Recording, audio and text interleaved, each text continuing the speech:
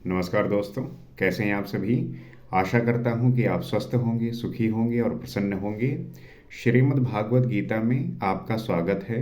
हम यहाँ पे जीवन में आने वाली जो आपकी चुनौतियाँ हैं, आप जो विभिन्न प्रकार के चिंताओं में, विभिन्न प्रकार के अपने ना होने का अर्थात आप बेहोशी में इस प्रकार जीवित होते हैं कि आपको इस बात का अंदाज़ा नहीं होता कि आप जो जीवन जी रहे हो शायद उससे आप बेहतर जी सकते हो, उससे आप बेटर जी सकते हो, और कहाँ पे क्या मिसिंग चल रहा है, कहाँ पे क्या आप चूक जाते हो। अगर हम होश में रहें, अगर हम चीज़ों को साधते रहें और नित्य इसका अभ्यास करें तो हम किसी भी चीज़ से चूक नहीं सकते।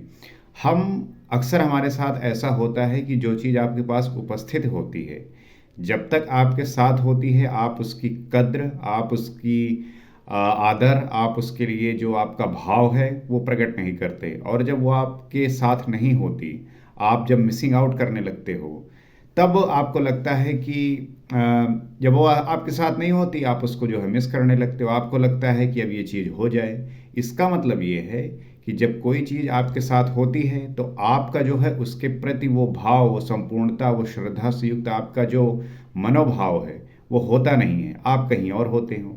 और जब वो चीज़ नहीं होती तब आप फिर उसी को मिसिंग करने लगते हो, मिस करने लगते हो, चूक जाते हो। इसी को कहते हैं चूकना। मतलब ये है कि जो आप जिस समय हो उसको आप संपूर्णता से जी लो, उसको आप पूर्ण रूप से जी लो। नहीं तो ऐसा ही होता है कि जो चीज़ आपके पास है उसको आप जी नहीं पाते, उसको आप महसूस नहीं कर पाते, उसकी अनुभूति नहीं कर पाते। और जब वो आपके पास नहीं होती तब जो है आप उसको लेके बहुत परेशान होने लगते हो। तो आपके पास अगर आज अल्टो कार भी है, अगर आज आपके पास छोटी कार है, तो उसमें भी अपनी संपूर्णता प्रकट करिए। क्योंकि अगर आज है तो उसको उसी तरीके से जिए। अगर वो आज नहीं होगी, कल मान लीजिए आपने फॉर्च्यूनर ले ली, आपने मर्सिडीज ले ली, तो आप फिर उस चीज़ को ये ना हो कि आप मिसिंग करते रहो। मिसिंग का मतलब ये होता है कि अगर आपने किसी क्षण किसी भी चीज़ को अगर संपूर्णता से जी लिया तो आप उसे मिसिंग आउट में नहीं चले जाओगे कि यार अगर ऐसा हो जाता तो ऐसा होता। हम हमारे साथ ऐसा ही होता है ना कि आप अतीत में चले जाते हो। आपके अतीत में जाने का यही कारण होता है कि आपने उसको संपूर्णता से जिया ही नहीं। अगर उसे आप पूरी तरीके से जिया होता, पूरा अपना सब कुछ झोंक दिया होता, तब जो है इस बात की चर्चा ही नहीं करते, इस बात को आप ये महसूस ही नहीं करते। तो मैं आपसे यही कहूँगा कि जो भी आप जी रहे हैं उसमें संपूर्णता में रहिए, उसमें बिल्कुल पूर्ण हो जाइए। तब जो है आप इस बात से निकल सकते हैं।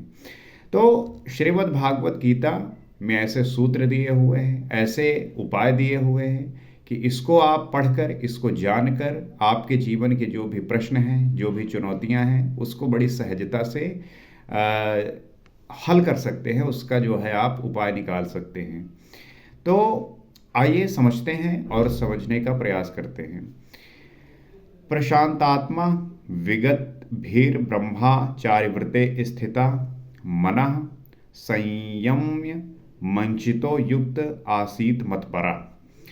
ब्रह्मचर्य व्रत में स्थित होकर, प्रायः लोग कहते हैं कि जननेंद्रियों का संयम ब्रह्मचर्य है, किंतु महापुरुषों की अनुभूति है कि मन से विषयों का स्मरण करके, आंखों से वैसे दृश्य देखकर, त्वचा से स्पर्श कर, कानों से विषय उत्तेजक शब्द सुनकर जननेंद्रियों संयम संभव नहीं।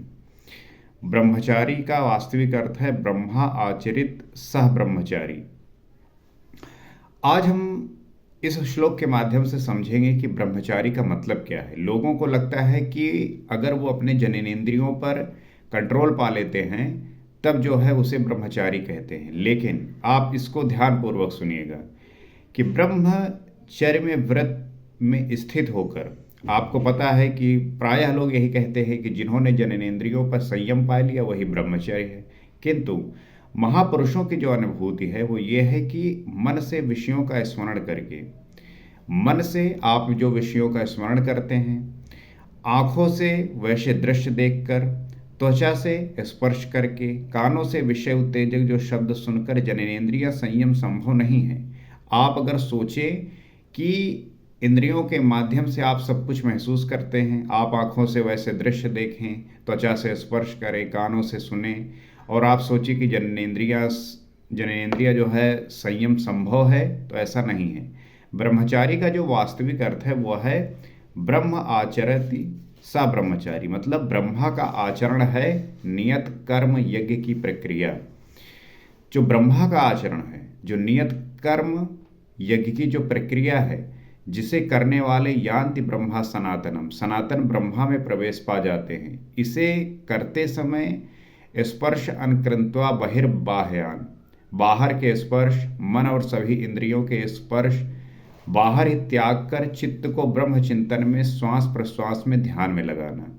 तो ब्रह्मचर्य क्या है कि इस नियत कर्म की यज्ञ की प्रक्रिया द्वारा जिसे करने वाले होते हैं जो सनातन ब्रह्म में प्रवेश कर जाते हैं, इसे करते समय जो बाहर का स्पर्श है, जो मन है और जो सभी इंद्रियां हैं, इनके स्पर्श का ही त्याग कर जो चित्त अपने ब्रह्म चिंतन में लगाए और श्वास प्रश्वास में और ध्यान में लगाए, उसे हम कहेंगे कि वो जो है ब्रह्म का चिंतन किया।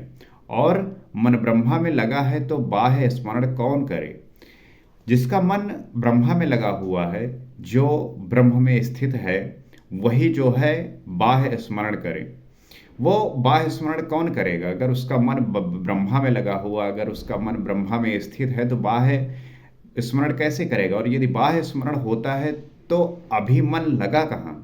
और इसका यही मतलब है कि अगर बाह्य स्मरण हो रहा है, बाह्य की जो चीज़ें हैं वो आपको महसूस हो रही हैं, लग रही हैं, तो इसका यही मतलब हुआ कि अभी मन तो लगा ही नहीं। विकार शरीर में नहीं, मन की तरंगों में रहते हैं। जो विकार है वो शरीर में नहीं बल्कि मन के तरंगों में है, अर्थात आपके मन में जो आ रहे विचार हैं वो विकार जो है उत्पन्न करते हैं। तो मन बाह्य आचरण में लगा है तो जननेंद्रिय संयम ही नहीं है। जाहिर सी बात है कि आपका जो मन है वो सदैव बाह्य आचरण में लगा होता है। आप जो है देखेंगे हमेशा जो है आप कहीं ना कहीं संसारिक विषय वस्तु को सोच रहे होते हैं। तो जब मन बाह्य आचरण में लगा है तो जननेंद्रियां संयम कैसे हो सकती है? और सकल इंद्रिय संयम तक स्वाभाविक हो जाता है। अतः ब्रह्मा के आचरण में स्थित रहकर तो भय रहित और अच्छी प्रकार शांत अंतःकरण वाला मन को संयत करते हुए उसमें लगे हुए चित्त से युक्त मेरे परायण होकर स्थित हो। तात्पर्य यही है कि भय रहित होकर और अच्छी प्रकार शांत अंतःकरण वाला जो मन है वही संयत रखते हुए मुझ में लगे हुए चित्त से युक्त हो सकता है और मेरे परायण होकर स्थित हो सकता है। तो ब्रह्मचर्य का वास्तविक मतलब क्या है और ब्रह्मचर्य को किस प्रकार से लोग इस संसारिक जीवन में समझते हैं और जानते हैं? उन्हें यही लगता है कि जिन्होंने जननेंद्रियों को अपने संयम में कर लिया वो ब्रह्मचारी हो गए। लेकिन आपको लगता है कि अगर आप इंद्रियों पर जी रहे हैं, जो दृश्य देख रहे हैं, जो सुन रहे हैं विषय उत्तेजक, और जो स्पर्श कर रहे हैं, महसूस कर रहे हैं, अगर वो सब कुछ कर रहे हैं तो आपको लगता है कि आप उन जननेंद्रियों को पर संयम पा सकते हैं? यही प्रश्न उठता है। तो आगे यही कहते हैं कि इसका परिणाम जो है क्या होगा। तो युजुनेव सदात्मानं योगी नियत मानसा शांतिम निर्वाण परमाम मत संस्थाम अधिगच्छति। इस प्रकार अपने आप को निरंतर उसी चिंतन में लगाता हुआ संयत मन वाला योगी मेरे में स्थित रूपी पराकाष्ठा वाली शांति को प्राप्त होता है। तो ईश्वर यही कहते हैं, श्री कृष्ण यही कहते हैं कि आपको जो है निरंतर उसी चिंतन में अर्थात ब्रह्म के चिंतन में लगे हुए संयत जो मन वाला होता है वो योगी मेरे में स्थित रूपी पराकाष्ठा शांति को वो फिर प्राप्त होता है। वो जो बाह्य आचरण है, जो प्रकृति का आचरण है, उससे हटकर जब मेरे प्रति अपना मन समर्पित करता है तब जो है वो पराकाष्ठा वाली शांति को प्राप्त होता है। इसलिए अपने को निरंतर कर्म में लगाएं। यहाँ ये प्रश्न पूर्ण प्राय है। अगले 2 श्लोकों में हम ये समझेंगे कि जो परम आनंद वाली शांति के लिए शारीरिक संयम और युक्त आहार विहार भी आवश्यक है। तो कहने का यही मतलब है कि आप निरंतर कर्म में जो है लगे रहिए और यही बात आपको जो है उस बाह्य आचरण से हटाएगी, उससे रहित करेगी। तो नात्यस्य तस्तु योगो अस्ति न चैकांत मन स्वतः न चाति स्वप्नशीलस्य जागृतो नैव च अर्जुन। श्री कृष्ण अर्जुन से कह रहे हैं कि हे अर्जुन, ये योग ना तो बहुत खाने वाले का सिद्ध होता है और ना बिल्कुल ना खाने वाले का सिद्ध होता है, ना अत्यंत सोने वाले का और ना अत्यंत जागने वाले का ही सिद्ध होता है। तब प्रश्न ये उठता है कि किसका सिद्ध होता है। तो अर्जुन से यही बात श्री कृष्ण कहते हैं कि बैलेंस क्या होता है। एक ऐसा बैलेंस जहाँ पे न बहुत ज़्यादा ना बहुत कम। वो ये कह रहे हैं कि ये योग को ना तो बहुत ज़्यादा खाने वाला प्राप्त कर पाता है, ना सिद्ध हो पाता है, और ना ही बिल्कुल ना खाने वाला ही इसको सिद्ध कर पाता है। ना अत्यंत सोने वाला ही जो है इसे सिद्ध कर पाता है, ना ही अत्यंत जागने वाला ही सिद्ध कर पाता है। तब कौन सिद्ध करता है, प्रश्न तो यही उठता है। तो युक्त आहार विहारस्य युक्त चेष्टस्य कर्मसु युक्त स्वप्न अवबोधस्य योगो भवति दुःखः। दुखों का नाश करने वाला ये योग उचित आहार विहार, कर्मों में उपयुक्त चेष्टा और संतुलित शयन जागरण करने वाले का ही पूर्ण होता है। तो वो ये कहते हैं कि पूर्ण किसका होता है, तो वो यही कहते हैं कि जो दुखों का नाश करने वाला ये योग उचित आहार विहार, उसका जो आहार है, उसका जो विहार है, वो बहुत उचित होना चाहिए, बहुत संतुलित होना चाहिए। ऐसा नहीं कि बस आपको, आजकल तो बड़ी शादी चल रही हैं, मिला जो है रसगुल्ला, आपने जो है 10-15 लपेट दिए। तो जब इतना लपेटोगे तो फिर एक दिन मधुमेह तो होगा ही, एक दिन जो है आपको इससे जूझना ही पड़ेगा। तो अगर संतुलित नहीं रखे अपने आप को, अपनी इंद्रियों पे आपका कंट्रोल नहीं रहा, नियंत्रण नहीं रहा, तो फिर वो तो आपको जो है भोगना ही पड़ेगा। तो वही कहते हैं कि जो योगी है वो जो है बड़े उचित आहार विहार करता है और कर्मों में उपयुक्त चेष्टा और संतुलित शयन जागरण करने का ही पूर्ण होता है, और कर्मों में उपयुक्त चेष्टा रखता है और उसका जो है संतुलित शयन और जागरण होता है।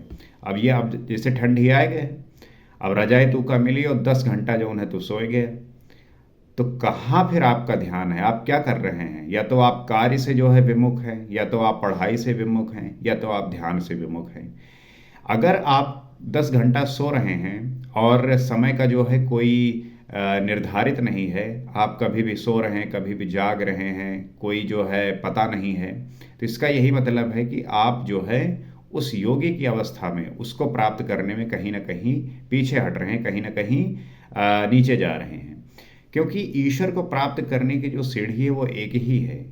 तो आप ऊपर जाएंगे या नीचे जाएंगे, ये आपके ही कर्म जो है निर्धारित करेंगे। तो अधिक भोजन करने से आलस्य, निद्रा और प्रमाद घेरेंगे, तब साधना नहीं होगी। साधना के लिए आवश्यक क्या होता है कि अधिक भोजन करने से जो है होता क्या है, जब आप बहुत अधिक भोजन कर लेते हैं तो उससे आलस्य आता है, निद्रा आती है और प्रमाद जो है घेरता है। इससे जो है साधना भंग होती है। इसीलिए कहा जाता है कि जो विद्यार्थी होते हैं या जो काम के प्रति उनका बहुत ज़्यादा तीव्रता होती है, उन्हें जो है भोजन एक बहुत संतुलित और कम मात्रा में करना चाहिए। क्योंकि आपने जो है खाना खाया तो आपको जाहिर सी बात है कि आलस आएगा, निद्रा आएगा, प्रमाद होगा, और इससे जो है साधना आपकी भंग होगी। इसीलिए जो है जो विद्यार्थी होते हैं उन्हें कम खाने के लिए कहा जाता है। वो आपने सुना होगा कि अल्पाहारी गृहस्थ त्यागी। तो अल्पाहारी, आपको कम भोजन करना है, कम भोजन करने में ही आप जो है ध्यान ज़्यादा कर पाएंगे, सोच ज़्यादा पाएंगे आप जो है। क्योंकि इसका एक विज्ञान है, कॉन्सेप्ट है कि जब आप भोजन करते हैं और जब आपका पेट भर जाता है, तो आप देखिए जैसे ही आपका पेट भरता है, आप तरह तरह के जो है विचार आपके मन में आते हैं, आप तरह तरह की चीज़ें सोचने लगते हैं। लेकिन जब आपका पेट खाली रहता है तब आप सिर्फ और सिर्फ उस खाने के बारे में ही सोच सकते हैं, उसके अलावा और आप कुछ नहीं सोचते। तो ये जो खाने का और सोचने का ये प्रक्रिया है, ये संबंधित है, ये जुड़ा हुआ है। तो हमें जो है उतना ही खाना देना शरीर को जिसमें शरीर की जितनी आवश्यकता है। उसके बाद में आपको अपने कार्य को लेके सजग रहना है। तो भोजन छोड़ देने से इंद्रियां क्षीण हो जाएंगी, अचल स्थिर बैठने की क्षमता नहीं रहेगी। तो ऐसा होता है कि अगर आप भोजन छोड़ देंगे तो जो इंद्रियां हैं वो क्षीण हो जाएंगी और अचल स्थिर बैठने की क्षमता नहीं रहेगी। तो इस पे जो है महाराज कहते हैं, अर्थात अड़गनानंद महाराज कहते हैं कि खुराक से डेढ़ दो रोटी कम खाना चाहिए। विहार अर्थात साधन के अनुकूल विचरण, कुछ परिश्रम भी करते रहना चाहिए। कोई कार्य ढूंढ लेना चाहिए, अन्यथा रक्त संचार शिथिल पड़ जाएगा, रोग घेर लेंगे। तो महाराज यही बात कह रहे हैं कि व्यक्ति को जितनी खुराक है उससे डेढ़ दो रोटी कम खाना चाहिए। मतलब अगर आपकी कैपेसिटी है मान लीजिए 6 रोटी खाने की, तो आप जो है 4 ही रोटी खाइए। अब ये नहीं कि 6 रोटी दाब दिए और अच्छी लगी सब्जी तो और 2 रोटी खा लिए, फिर तो आपको आलस और निंद्रा तो आएगी ही। मतलब यह है कि अगर आपका जो खुराक 6 रोटी खाने का है तो आप 4 रोटी खाइए, तो आप जो है आपका जो शरीर है वो भी, जो इंद्रियां हैं वो भी क्षीण नहीं होंगी और आप जो है अपने ध्यान में भी लगे रहेंगे, आपको आलस निंद्रा भी नहीं आएगा। और कुछ परिश्रम भी करते रहना पड़ेगा, क्योंकि अगर परिश्रम नहीं करेंगे तो रक्त जो संचार है वो शिथिल पड़ जाएगा और इससे जो है रोग घेर लेंगे। तो नित्य आप जो है संतुलित आहार करिए और आप एक्सरसाइज करिए, चाहे एक्सरसाइज करिए चाहे योगा करिए। और ये करना ही करना है आपको, क्योंकि एक्सरसाइज से आपके अंदर किसी भी प्रकार के रोग नहीं आएंगे, रोग घेरेंगे नहीं। बहुत सारे ऐसे लोग होते हैं जो कहेंगे भैया आजकल हम बहुत पढ़ाई वढ़ाई कर रहे हैं, तपस्या कर रहे हैं, काम कर रहे हैं, एक्सरसाइज के लिए समय नहीं मिल रहा है। तो वो इस बात का ध्यान रखें कि अगर वो एक्सरसाइज नहीं कर रहे हैं तो रोग जो है तुरंत पकड़ने ही वाला है, कभी हो जाए कुछ नहीं पता। और आजकल तो जवानी में लोग जो है हार्ट अटैक के मरीज हो रहे हैं, लोगों की डेथ हो रही है। तो आप जो है काम थोड़ा कम करिए, थोड़ा समय निकालिए और अपने शरीर को दीजिए, थोड़ा वर्कआउट करिए, जिम जाइए, रनिंग कर लीजिए, योगा कर लीजिए, लेकिन करिए ज़रूर। और खाने पे आपका जो है एक नियंत्रण होना चाहिए कि अगर आपको भूख 6 रोटी की है तो आप 4 ही रोटी खाइए। इससे जो है आपके काम में व्यवधान भी नहीं आएगा, आपको नींद नहीं आएगी। होता नहीं, लोग खा लेते हैं उसके बाद सो रहे हैं। तो इस बात का ध्यान रखना है और यही बोध का विषय है, यही ध्यान का विषय है। यही तो ध्यान है कि आप जो कर रहे हैं वो आपके लिए कितना उपयोगी है। और आयु, सोना और जागना आहार और अभ्यास से घटता बढ़ता है। महाराज जी ये भी कहते हैं कि योगी को 4 घंटे सोना चाहिए और अनवरत चिंतन में लगे रहना चाहिए। हट करके न सोने वाले शीघ्र पागल हो जाते हैं। तो यही बात कह रहे हैं कि जो आयु है वो आपके सोने और जागने और आहार और अभ्यास से घटती बढ़ती है। अगर आप अच्छा खाना खाएंगे, एक्सरसाइज करेंगे, ठीक से सोएंगे और उचित मात्रा में सब कुछ करेंगे जो ज़रूरी है, आवश्यक है, तो आप जो है उसी हिसाब से आपका जो है एज घटता बढ़ता है। जब सब चीज़ें ठीक रहेंगी तो आपकी उम्र ज़्यादा होगी। अगर चीज़ें आपने गड़बड़ किया तो उम्र कम हो जाएगी, आपकी जल्दी मृत्यु हो सकती है।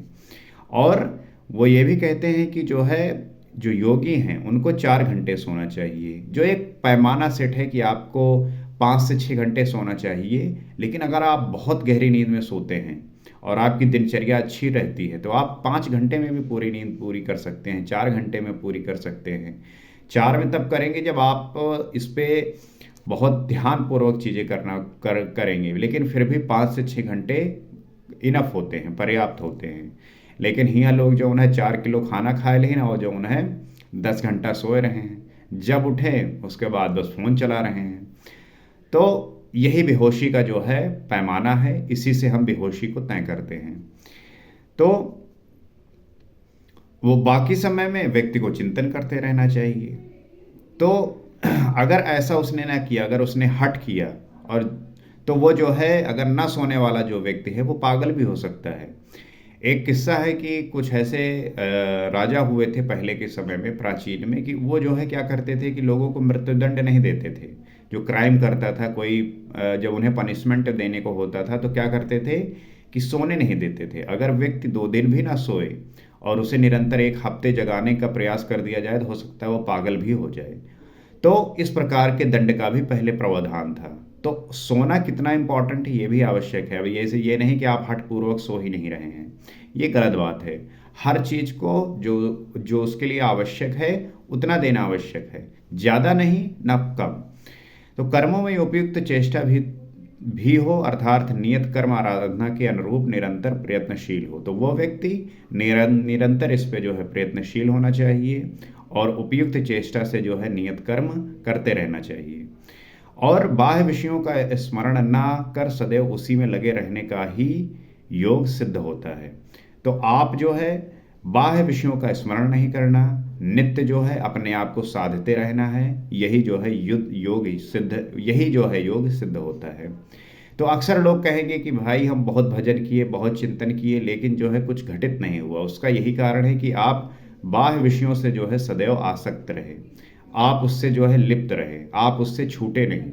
अगर इससे आप छूट गए होते, कामनाओं से, वासनाओं से, इच्छाओं से, तो आपके आपके साथ भी कुछ घटित होता, आप भी कुछ परिवर्तित होते, कुछ आपको महसूस होता।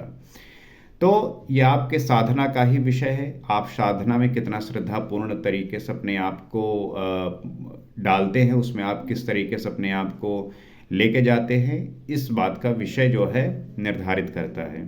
तो हर किसी के साथ घट सकता है, वो उसके जो है कर्म पर निर्धारित करता है, उसके जो है श्रद्धा पर निर्धारित करता है। तो आशा करता हूँ कि बात आप समझे होंगे और इस बात को समझकर आप अपने जीवन में इन बातों को धारण करेंगे, इसको इम्प्लीमेंट करेंगे, अप्लाई करेंगे।